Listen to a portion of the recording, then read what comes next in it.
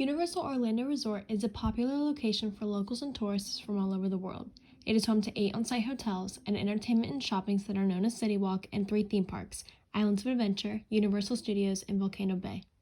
Amidst the COVID-19 pandemic that broke out amongst the United States in early March, Universal decided to close its doors to the public and keep them closed on Monday, March 16th. Several months later, Universal Orlando was able to open back up to the public on June 3rd. Many precautions have been put in place to ensure the safety of park goers. Visitor capacity has been limited at all 3 parks to ensure less crowds. We were at the parks a couple weeks ago, and the crowds were actually a lot bigger than they had been in the past few months after they opened since COVID. There's a lot less people, and you're not on top of each other as much, and nobody really goes near you. Earlier closing times than usual have been in effect at all 3 of the parks plus City Walk, so more sanitation measures can be taken after each day. Masks are required to everyone on the resort site at all times. The only exceptions are eating, swimming, and water rides. I don't mind wearing a mask at all. I feel like it keeps everyone safe. And if everyone follows the rules and does their part and wears their mask, then we can keep the parks open. In each of the parks, there are several blocked-off locations called U-Rest areas that let guests take off their masks while social distancing.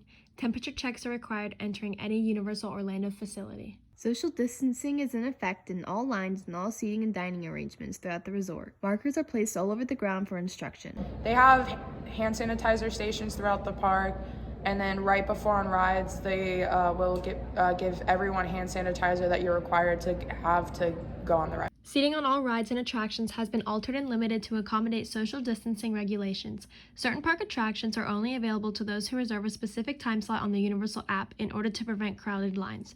Universal Orlando calls these virtual lines. Contactless payments are put in place where applicable. When you get a drink refill, like the reusable cup, they just hand you what you want in like a throwaway disposable cup, and then that way you can just pour it into your own cup so you're not touching anything.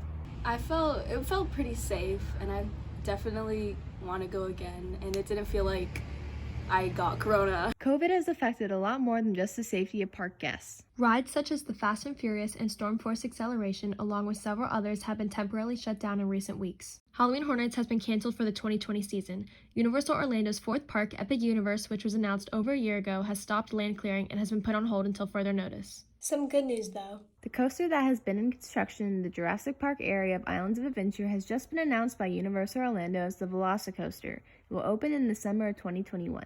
The tribute store in Universal Studios remains open with Halloween merchandise and treats for purchase. 2 Halloween Horror Nights houses will be open on select nights in the next weeks. Universal Orlando plans to keep all of their procedures and precautions in effect as long as COVID-19 is a danger to the health of resort guests. Please note the Universal is constantly updating their rules and regulations to meet the current guidelines. Information in this video is subject to change. For More TV, this is Brianna Babona and Delaney Warner.